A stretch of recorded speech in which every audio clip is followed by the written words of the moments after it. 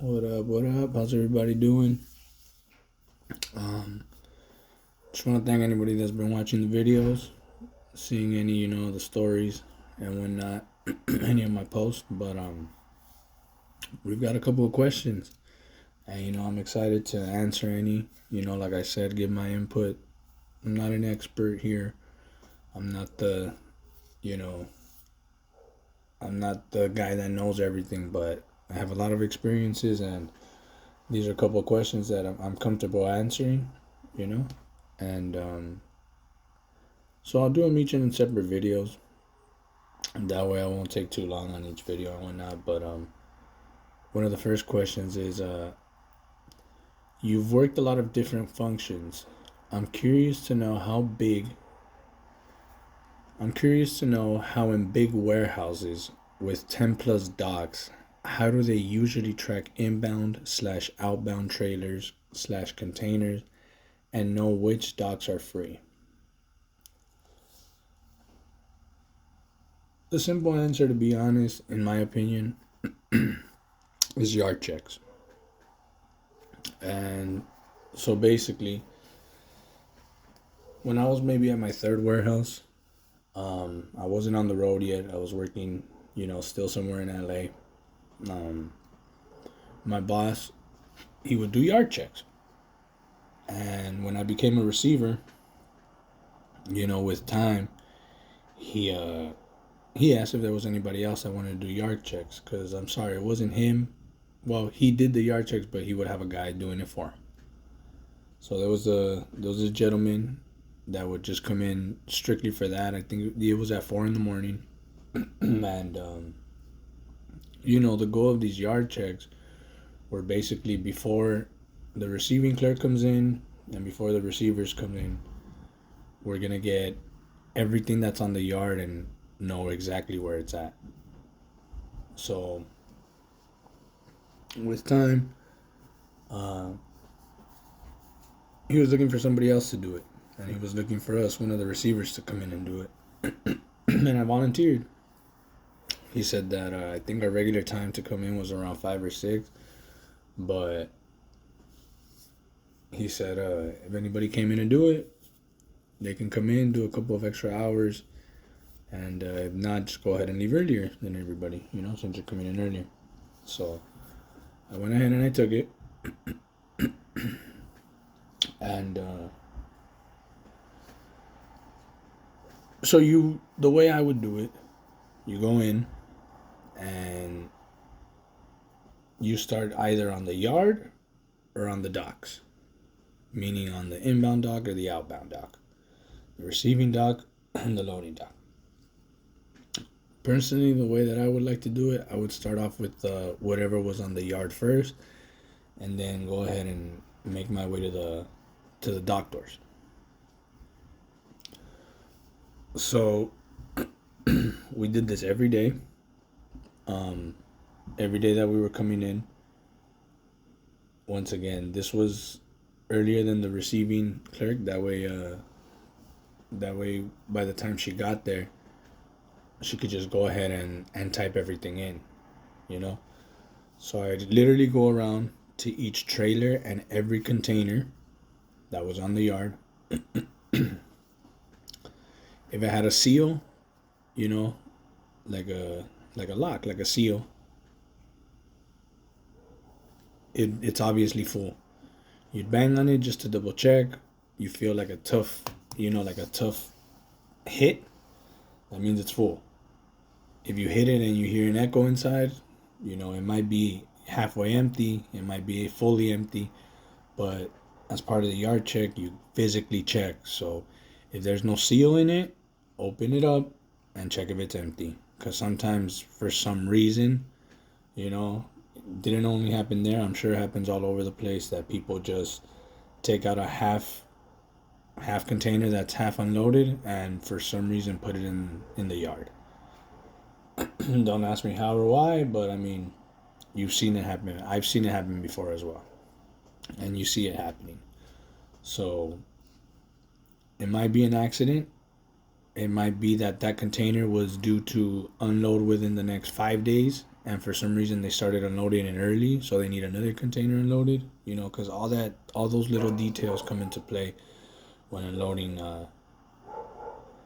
containers that are coming in overseas from the ports. Because from what they taught me is that those containers are only allowed to be in the docks. I'm sorry, they're only allowed to be with that company holding them for a certain amount of days. So if a EMCU trailer, EMCU 12345 is in this warehouse, it needs to be back in the ports by this day. And every day that it doesn't return, that's a fee that the company has to pay for keeping the container more than its time. A late fee basically. So I would start off on either side of the yard. It was a very decently sized yard. It had over 100 dock doors. I think it was like at 115, and I think it skipped like one or two doors, so it was like 113 physical doors. Or I think the last one was I know two of them were where machinery can come in and out of, meaning like forklifts and pallet jacks or anything like that. But everything else was just straight up dock doors, so there was over 100. And my bad about the dog barking in the back. Like I said, I travel for work, so I'm staying out of a hotel, and there's a dog right here. So you start off at either end of the dock, and then you go ahead and you start checking each container physically. You check if they have a seal. That's basically the best thing to do. Check if they have a seal. If they have a seal, that means it hasn't been opened or it hasn't been unloaded yet. And you go ahead and you mark the trailer number or the container number. They would have us put the seal number as well, if there was still a seal on it. And you're putting if it's empty or full. The trailers, later on throughout the day, if you're marking them as empty, those are going to be used to start loading up trailers to send out to stores.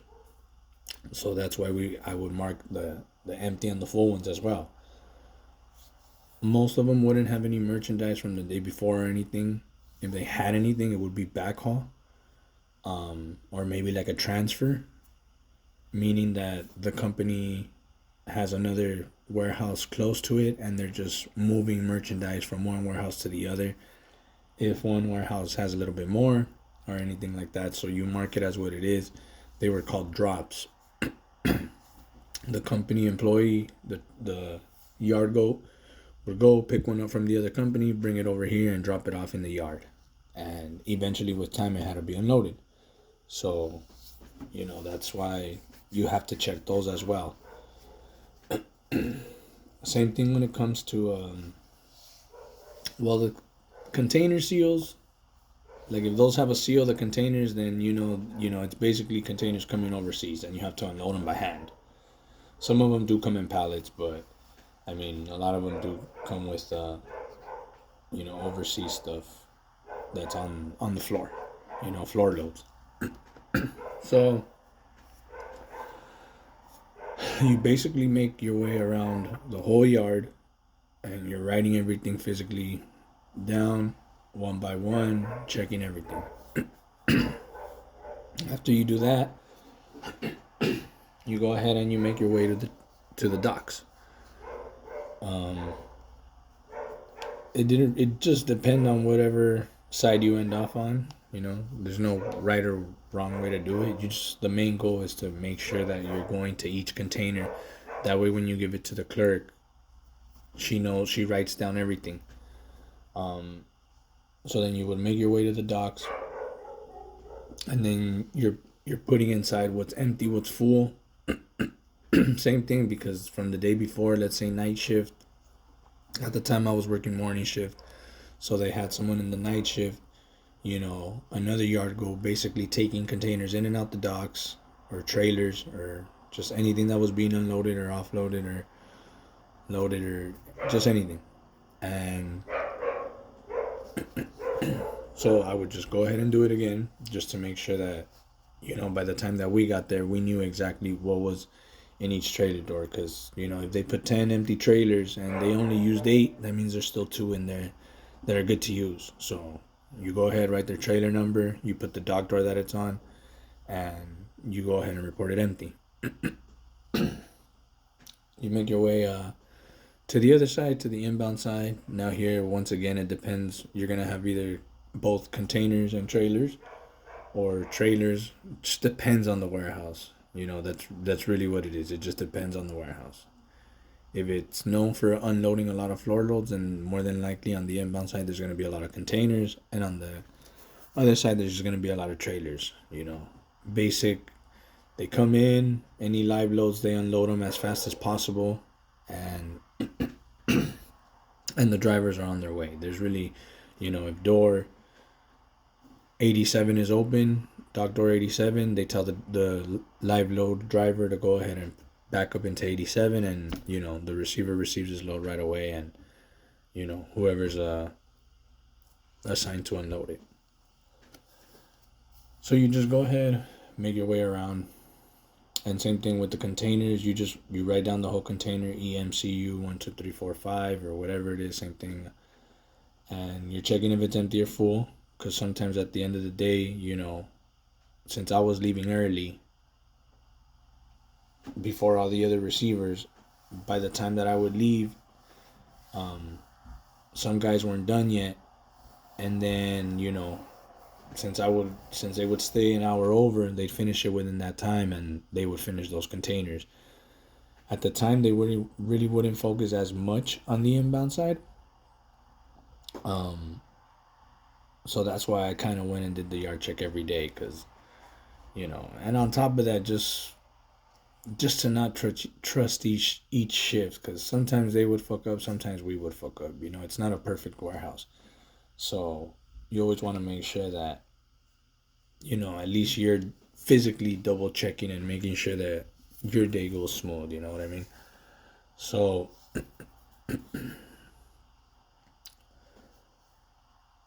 you go ahead and you give it to the receiving clerk, and then basically what's gonna happen is she's gonna type in everything. She's gonna go ahead and give it to the receiver, the receiving lead, and then the loading lead, or the shipping lead. You know what I mean? And they're off my list. They're gonna see what dock doors are empty and what dock doors are occupied, and what's in there. If there's an empty trailer, that means that they already have 2 trailers on door. So if he needs a 6 for the day, that means he only needs 4 more empty ones that I have marked down on my list, that they're in the yard, and it's this empty trailer, whatever the trailer number is. So then the yard jockey's gonna go get those empty trailers that I marked down for him, and he knows off the list which ones are empty and which ones are full. And same thing with the containers. You're basically putting what's empty, what's full. That way, the receiving lead can tell the yard jockey as well, hey, take these containers out, they're empty, put them on the side for when the guys from the ports, they come and pick up the containers, they already know where they're at in this specific area. And then, then they replenish them, then they put in a brand new full container that needs to be unloaded. And that's basically the process on the yard, on keeping track of all those type of containers and trailers that are in the yard. My bad, had a phone call. But like I said, that's pretty much the way that we would take care of the inbound, outbound, the trailers and containers. So let me say the question again. You've worked a lot of different functions. I'm curious to know how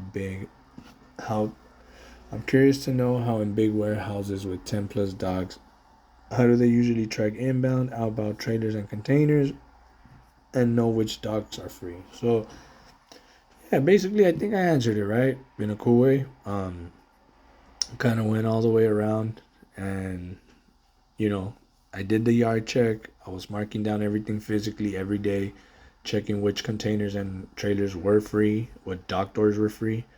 And after that, go ahead and give it to a clerk, and she would email that yard check to both inbound, outbound, managers, supervisors.